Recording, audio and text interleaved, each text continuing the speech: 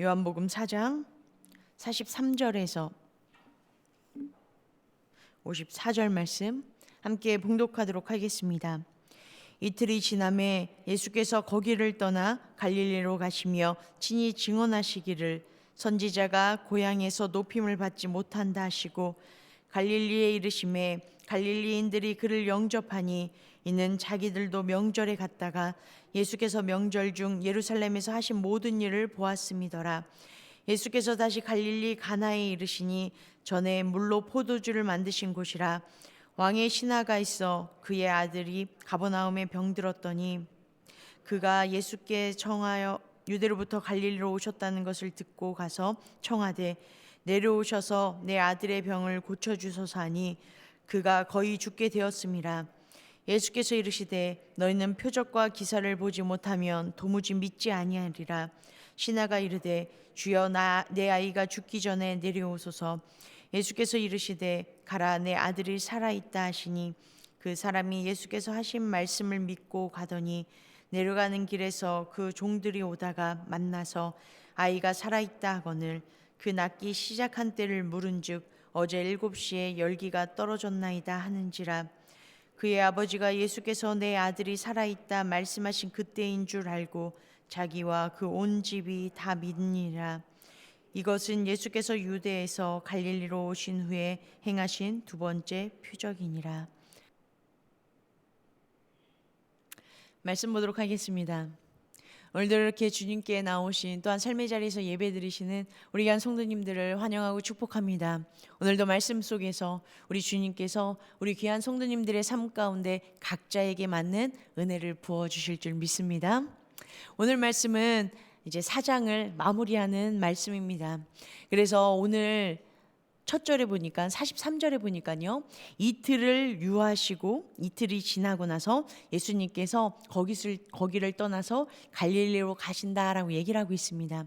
예수님께서 1장 1절에 보니까요, 어디를 원래 4장에 보니까 처음 부분에 갈릴리로 가시려고 하다가 사마리아를 통과하시는 그 일들이 있었습니다. 그런데 여기에서 더 이틀을 유하시고 예수님께서 자신이 어떤 분이신지 다시 한번 계시해 주시고 그리고 다시 갈릴리로 갔다라는 것을 저자가 한 번 더 짚어줬다라는 것, 이것이 중요한 일임을 이야기를 해주고 있습니다. 그리고 나서 예수님께서 갈릴리로 가실 때 친히 증언하셔서 뭐라고 고백하셨냐면요, 선지자가 고향에서 높임을 받지 못한다라고 이야기를 해주셨습니다. 그런데요, 그 다음 절에 보니까 신기하게 예수님께서는 분명히 고향에서 높임은 받지 못한다라고 분명히 말씀하셨는데요, 45절에 보니까요, 갈릴리 사람들이 함께 보니까요, 갈릴리의 이름에 갈릴리인들이 그를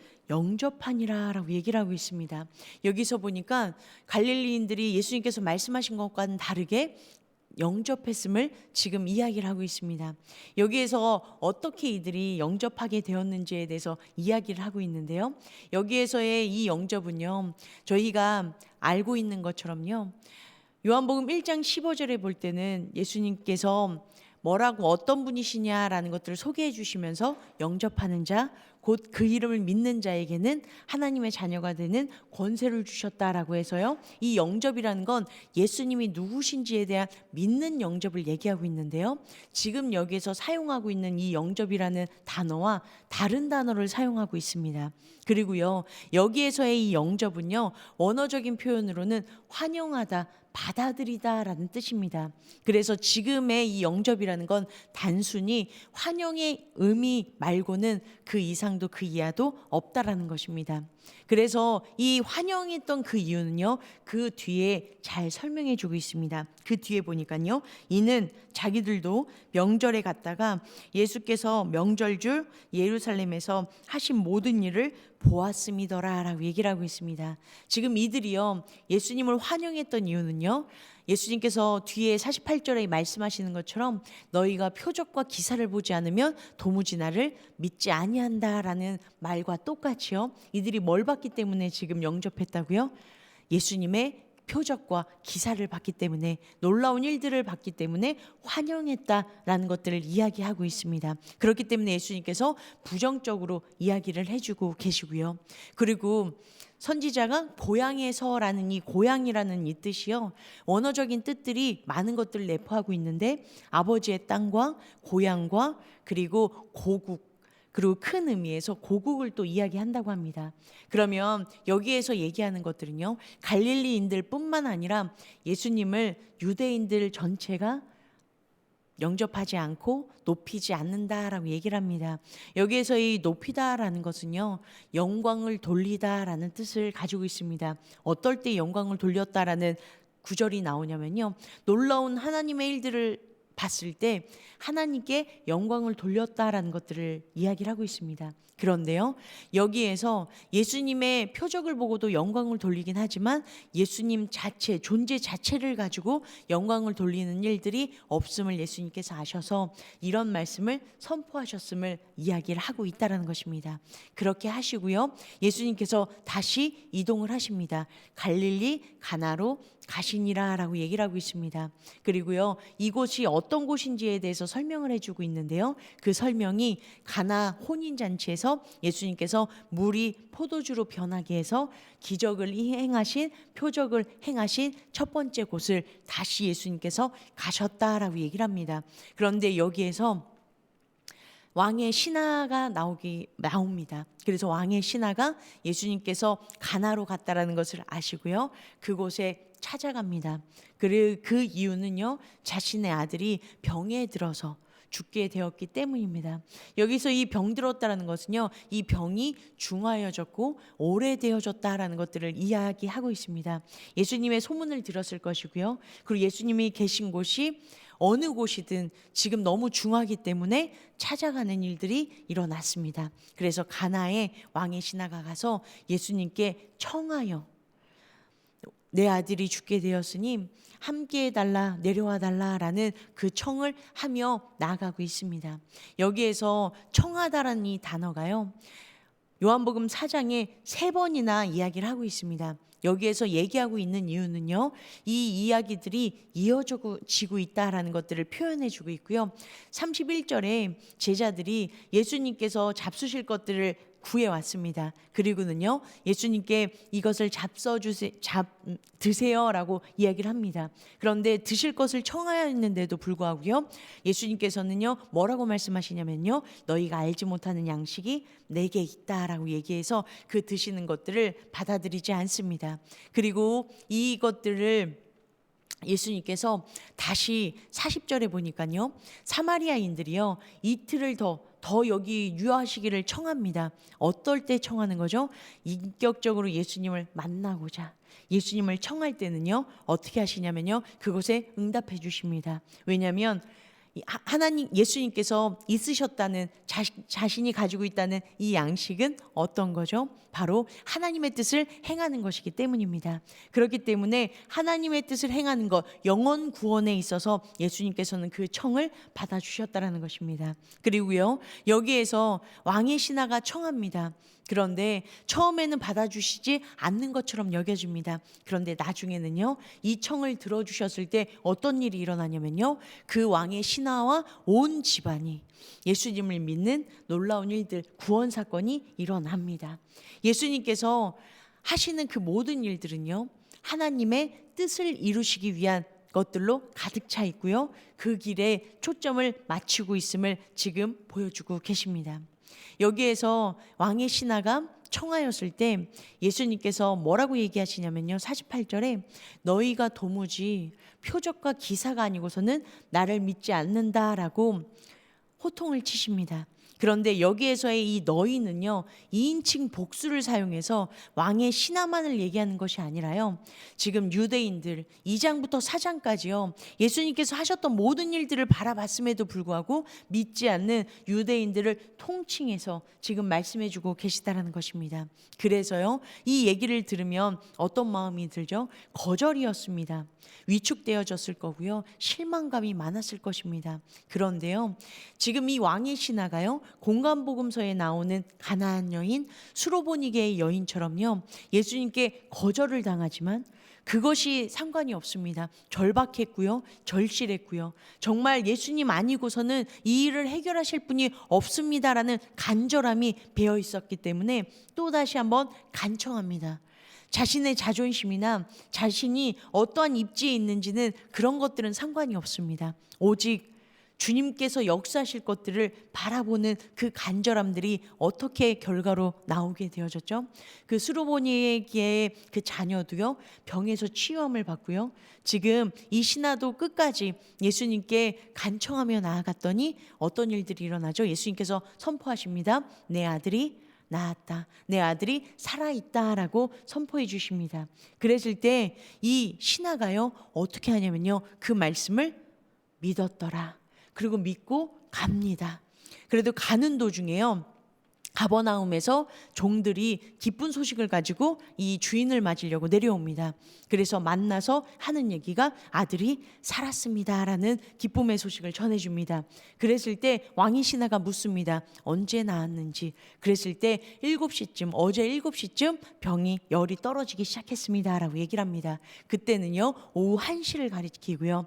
그때가 바로 예수님께서 내 아들이 살아있다, 내 아들이 살았다라는 말을 선포해 주셨음을 깨닫고요, 자기와 온 집안이 예수님을 믿는 놀라운 역사가 일어났다라는 것들을 이야기해 주고 있습니다. 그리고요, 마지막 절에 보니까 이렇게 마무리하고 있습니다. 이것은 예수께서 유대에서 갈릴리로 오신 후에 행하신 두 번째 표적이니라 라고 얘기를 하고 있습니다.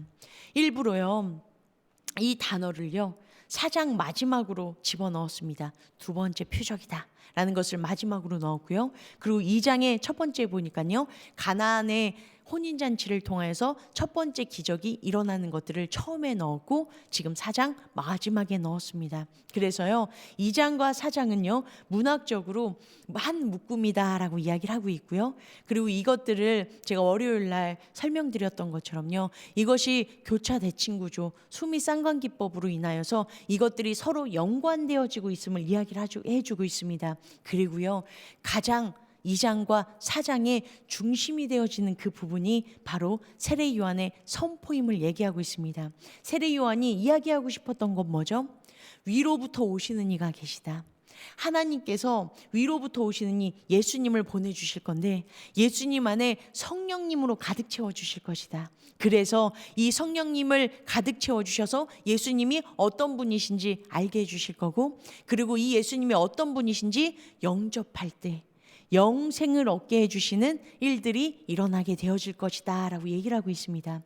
그래서 이 영접이라는 것을 뭐라고 얘기하냐면 믿는 것, 순종하는 것이다 라고 잘 설명을 해줬습니다. 저희가 말씀을 보니까요, 지금 예수님께서 믿는 자들은 어떤 것들을, 어떤 길로 나아가야지 되는지를 잘 설명해 주고 있습니다. 어떤 거죠? 예배가, 진정한 예배가 회복되어져야 됩니다.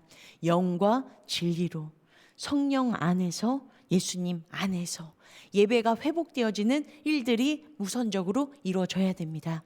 그리고 예배가 회복되어지니까 어떤 일들이 일어나죠?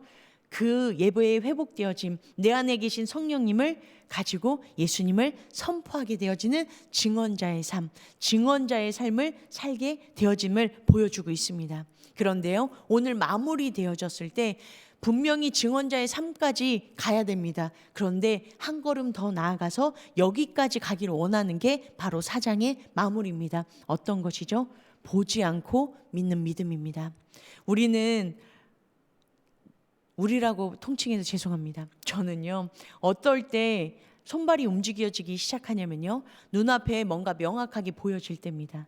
그리고 다 계산을 해놓고요, 다 생각을 해놓고 이렇게 해야지 내 발걸음이 움직여질 때가 너무나도 많습니다. 그리고요, 보여지지 않으면요, 막연하면요, 두려움이 엄습한 게 저의 모습이었습니다. 그렇기 때문에요, 보지 않고 믿는 믿음이라는 건 엄청난 믿음임을 지금 이야기해 주고 있습니다. 예수님께서요, 부활하셨습니다. 요한복음 20장에 보니까요, 말씀하신 그대로요, 3일 만에 부활하셨습니다. 그래서 제자들 앞에 나타나 주셨습니다. 그래서 제자들은요, 그 기쁨이 가득 찼습니다. 근데 그 자리에 누가 없었냐면요, 제자 한 사람인 도마가 없었습니다. 그래서 제자들이요, 예수님이 부활하셨다라고 기쁨으로 이야기를 해줍니다. 그런데요, 도마가 뭐라고 대답하냐면요, 내가 그 손을 내가 보고 내 손으로 그 손을 집어넣고 옆구리에 손을 넣어보지 않고서는 내가 믿지 않겠다라는 이야기를 합니다. 그리고 나서 여드레가 지나고 나서 예수님께서 다시 제자들이 있는 곳에, 그때 도마도 있는 곳에 예수님께서 나타나 주십니다. 그랬을 때 예수님께서 도마를 향해서 뭐라고 말씀하시냐면요, 네 손을 들어서 나를 보고 네 손가락을 들어서 내 손과 내 옆구리에 넣어서 믿지 못하는 자가 되지 말고 믿는 자가 되라라고 예수님께서 선포하십니다. 그랬을 때 도마가 나의 주 나의 하나님이십니다 라고 진정한 고백을 부어 넣습니다. 그런데요, 예수님께서 그 다음에 뭐라고 말씀하시냐면요, 네가 본고로 믿느냐, 보지 못하고 믿는 자가 복되도다라고 말씀해 주셨습니다. 그렇기 때문에 지금요, 우리의 믿음을 우리 주님께서는요, 뭐라고 말씀해 주실 거냐면요, 복되다라고 말씀해 주실 것입니다. 왜냐하면 우리가 보지 않고 믿는 믿음을 우리 예수님께서 너무나도 잘 아셨기 때문에 지금 이렇게 보지 않고 믿는 믿음을 향해서 걸어가는 자들이 얼마나 귀한지에 대해서 말씀해 주고 계시다라는 것입니다. 그런데요, 그러면 우리가 보지 않고 믿는 믿음, 그 믿음을 끝까지 붙잡고 나아갈 때 우리에게 주시는 선물이 어떤 것이죠? 바로 하나님의 나라라는 것입니다. 정말 하나님의 나라는 있고요, 지금 이 땅에 보여질 때 슬픔이 있고 아픔이 있고 힘듦이 있고 어려움이 있지만 그럼에도 불구하고 그 모든 것들을 해소해 줄 곳, 그곳이 바로 우리 가운데 선물로 주어질 것이다 라고 말씀해 주고 계시다라는 것입니다. 눈에 보이는 것을 쫓아갈 때는요, 넘어지고 그리고 그것들로 인하여서 아둥바둥 할 때가 있습니다. 물질적인 것들을, 그리고 눈에 보이는 것들 때문에 정말 생명을 갉아먹을 때가 너무나도 많습니다. 그리고 나서 우리가 뒤돌아보고 지칠 때 그제서야 주님을 바라보는 일들이 생깁니다. 그런데 우리가 그렇게 지치고 힘들 때 그때만 주님을 바라보는 것이 아니라 언제 어느 때든 우리 주님께서 성령님 가운데 우리 가운데 내주해 주셔서 우리 가운데 계신 예수님께서 일하실 수 있도록 내어드릴 때 우리가 그거에 응답하며 나아갈 때 이 땅 가운데서는 우리가 비록 부족하지만 천국에서는 우리를 기뻐 받아주실, 그리고 우리를 향하여서 놀라우신 하나님의 뜻들을 이루시는 놀라운 곳이 있음을 우리가 잊지 않고 소망을 하늘에 품을 수 있는 우리 귀한 성도님들 되어주시기를 간절히 소원합니다. 그래서 이곳에서 잠시 있는 이 시간에, 잠시 있는 이곳에서 힘들고 어려울 때 우리 주님을 다시 한번 붙잡으시고, 우리 주님을 붙잡을 때 시작되어지는 것이 바로 예배가 회복되어질 것이고요, 예배가 회복되어지면 우리는 저절로 주님을 전하는 증언자가 되어질 것이고요, 그리고 이 증언은요, 보는 믿음이 아니라 보이지 않는다 할지라도 어떠한 상황 속에서도 주님을 믿는 믿음으로 나아가게 되어질 줄 믿습니다. 오늘도 그 믿음을 가지고 이 세상을, 또한 주님께서 나에게 맡겨주신 이곳에 주님께서 주시는 그 사명을 최선을 다해서 응답하시고 또한 그것을 성취하시는 우리 귀한 성도님들의 삶과 죄 삶 되어주시길 간절히 소망합니다.